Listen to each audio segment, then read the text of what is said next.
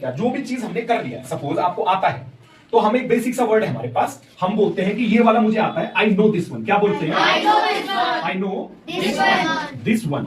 यानी आप किसी चीज को अगर ये बोल रहे हो कि ये वाला, तो इंग्लिश में बोलते हैं दिस वन, और आप बोलोगे वो वाला, तो इंग्लिश में बोलते हैं दैट वन। इंग्लिश में क्या बोलते हैं बेटा? That one. यानी ये वाला मुझे आता है आई नो दिस वन, और वो वाला मुझे आता है आई नो दैट वन। अक्सर हम ये सेंटेंसेस कब बोलते हैं?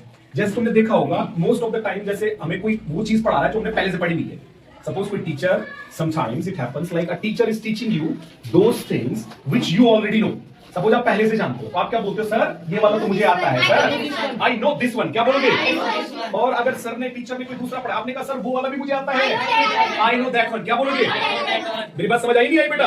आपने कहा सर ये तो बहुत सिंपल सी बात है, ये तो बहुत सिंपल है, इट्स डाइम अ डजन। क्या बोलेंगे बेटा? It's dime a dozen. It's dime a dozen का मीनिंग होता है ये बहुत सिंपल है। सिंपल भी बोल सकते हैं हम, इट्स वेरी सिंपल, ऐसा भी बोल सकते हैं, लेकिन उसकी जगह हम क्या बोलेंगे? Dime a dozen. क्या बोलेंगे बेटा? It's dime a dozen. कोई भी चीज अगर हमें लगती है कि बहुत सिंपल है तो इट्स डाइम अ डजन बोलेंगे, और आपको कोई चीज ऐसी लगती है कि सर ये बच्चों का खेल है, तो इंग्लिश में बोलेंगे इट्स चाइल्ड प्ले। क्या बोलेंगे बेटा? फिर से बोलो, इट्स चाइल्ड प्ले। क्या बोलेंगे? यानी कोई भी चीज आपको लगती है बच्चों का खेल, तो आप बोलेंगे इट्स चाइल्ड प्ले। थोड़ा सा जोर से बोलेंगे, इट्स चाइल्ड प्ले। क्या बोलेंगे? अब आप बोलोगे इंग्लिश तो बहुत सिंपल सी लगती है सर मेरे को, तो ये तो बहुत सिंपल है, तो इंग्लिश में क्या बोलेंगे? वेरी गुड, एक बार फिर से, इट्स डाइम अ डजन। बात समझ आई नहीं आई है? प्रैक्टिस करनी है, क्योंकि प्रैक्टिस करोगे तो ही इंग्लिश आएगी बेटा। प्रैक्टिस करने से ही कोई भी भाषा अगर बोलनी है, सीखनी है, you have to be practiceful, you have to practice every day. Are you getting or not? Simple है ना बेटा? हाँ, तो आप समझना है आपने कि बहुत सारी चीजें ऐसी होती हैं कि जो हमें समझ नहीं आती, यानी कठिन होती है। कठिन को वैसे हार्ड बोलते हैं, लेकिन आज से हम हार्ड नट टू क्रैक बोलेंगे। क्या बोलेंगे? Hard nut to crack.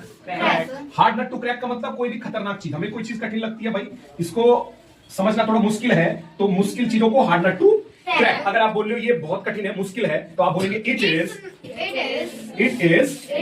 Hard nut to crack. एक बार फिर से क्या बोलेंगे?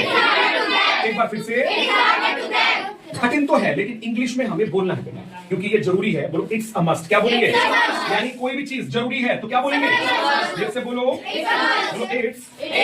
It's a must. यानी कोई भी चीज आपको लगती है जरूरी है, तो इंग्लिश में बोलते हैं इट्स अ मस्ट।